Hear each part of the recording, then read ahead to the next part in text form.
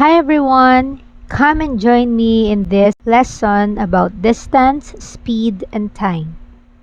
So this will be the letters that we will be using for distance, D, S for speed, and T for time. Distance is the total length between two positions. So that's the definition of distance. So what does it mean? For example, you have point A and point B. So whatever the total length of this between A and B, you call it distance. Okay? Next, the units of measurement can be the following: kilometers, meters, centimeter, and millimeter. Now, for our formula, so we will cover the letters so that the remaining letters would tell us what formula are we going to use. So for distance, of course, it's letter D. We will cover letter D. So here, letter D or the distance is equal to, the remaining letters are S. As you notice, the symbol here is multiplication. So times T. So this is the formula for distance. How about for the speed? Speed is the rate at which an object changes its position. Essentially, how fast it is moving. So the units of measurements can be kilometer per hour, or in shortcut, km per h or /h. We also have the meter per seconds, centimeter per second, millimeter per second. So these are just some of the units of measurement. So for our formula, of course, we will cover again the missing, or what we're looking for is the speed. So we will cover S, and then the remaining letters would be our formula. So D is on top of T, so we need to divide D by T. So the formula is speed is equal to distance divided by the time. Next, we also have the time. What is time? It is the measurement that tells the duration of an event, or how long does it take. The units of measurements are the following: hour or R, minutes, or seconds. So these are some of the units of measurements. So in our formula, we may cover time, T. So let's cover T. So what are the remaining letters here? So we have T is equal to D. Distance is on top of S, so divide by S. So this is our formula. T is equal to D divided by S. So let's try it in a problem. So we have here a car travels at a speed of 60 km per hour for 2 hours. How far does the car travel? So of course, the first thing that we need to do is to identify the given. So we have 60 km per hour, that is our speed. And then 2 hours, that is our time. So definitely, we're looking for the distance. So let's cover up D.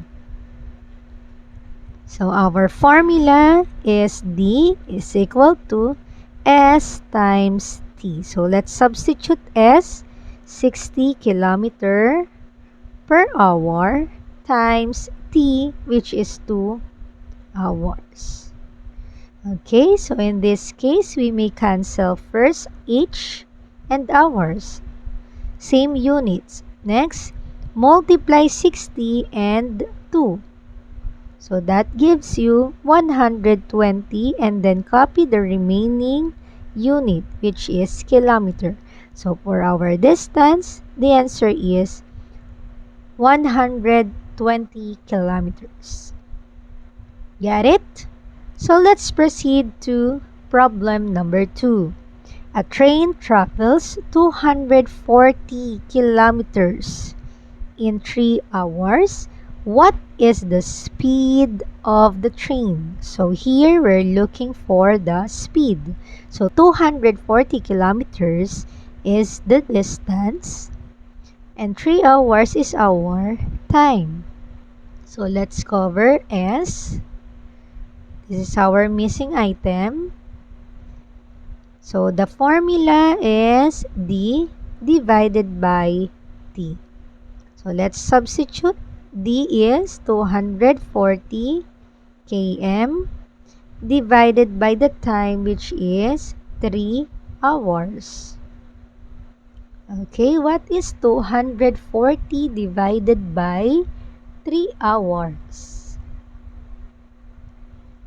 Okay, so 240 divided by 3 is 80. Okay, for our unit, we use km per h or per hour. So this is our speed now. Okay, next. Problem number 3. A cyclist travels 15 meters every second.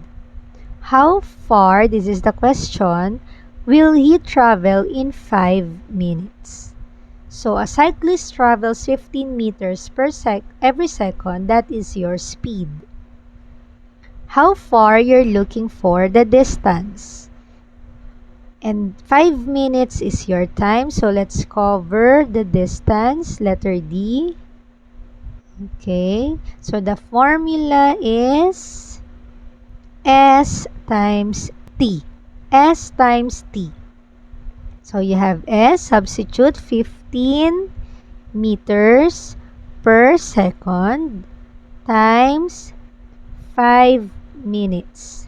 Now, take a look at the unit of measurement. So they are not the same. So we need to convert minutes into seconds. So we need to convert 5 minutes, and every minute there is 60 seconds. So in 1 minute, there is 60 seconds. So we need to cancel 5 times 60, and that is 300 seconds. Okay?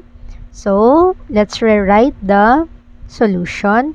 So 15 minutes per second times 300 seconds. So in this case, let's cancel seconds and then multiply 15 and 300, and that is 4,500 meters. So this is our distance. Okay. So let's move on to problem number 4. So problem number 4 states that two towns are 180 kilometers apart. A car leaves town A at 9 a.m. and travels toward town B at 60 kilometers per hour. Another car leaves town B at 10 a.m. and travels toward town A at 90 kilometers per hour. Let's visualize this one. So we have town A and then town B. It says there that the distance between town A and town B is 180 kilometers apart. So car A is from town A, leaves at 9 a.m.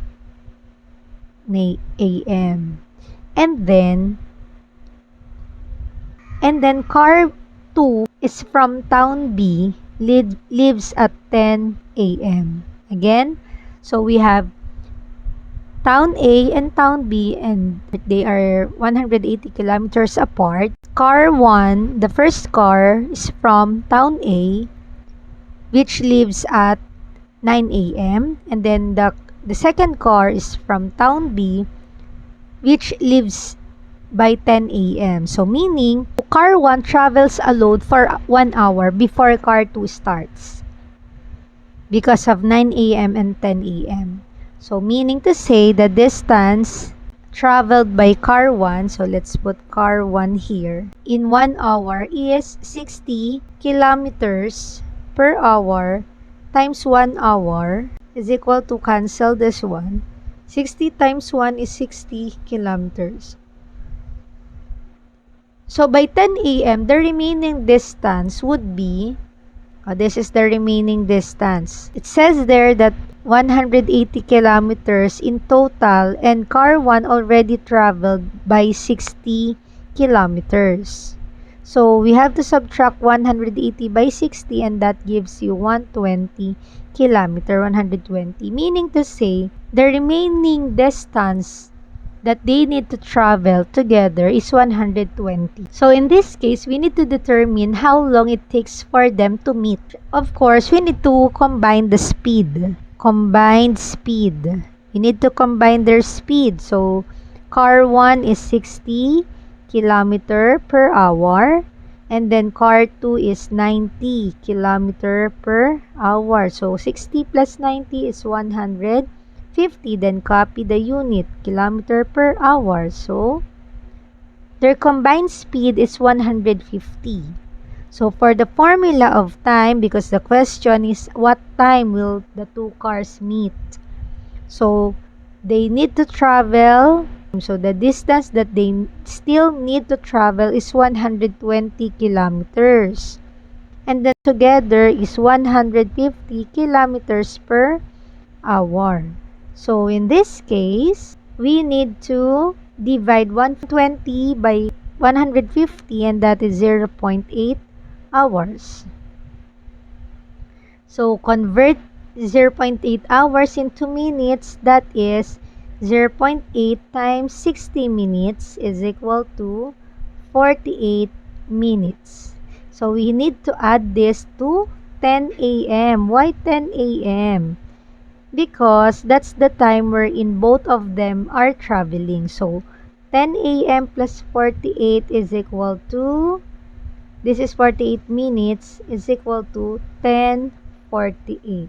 So therefore, they will be meeting each other at 10:48 a.m. So that's it for our distance, speed, and time. Thank you everyone for watching and listening. Don't forget to subscribe to our channel, Math Teacher Gon. Goodbye everyone.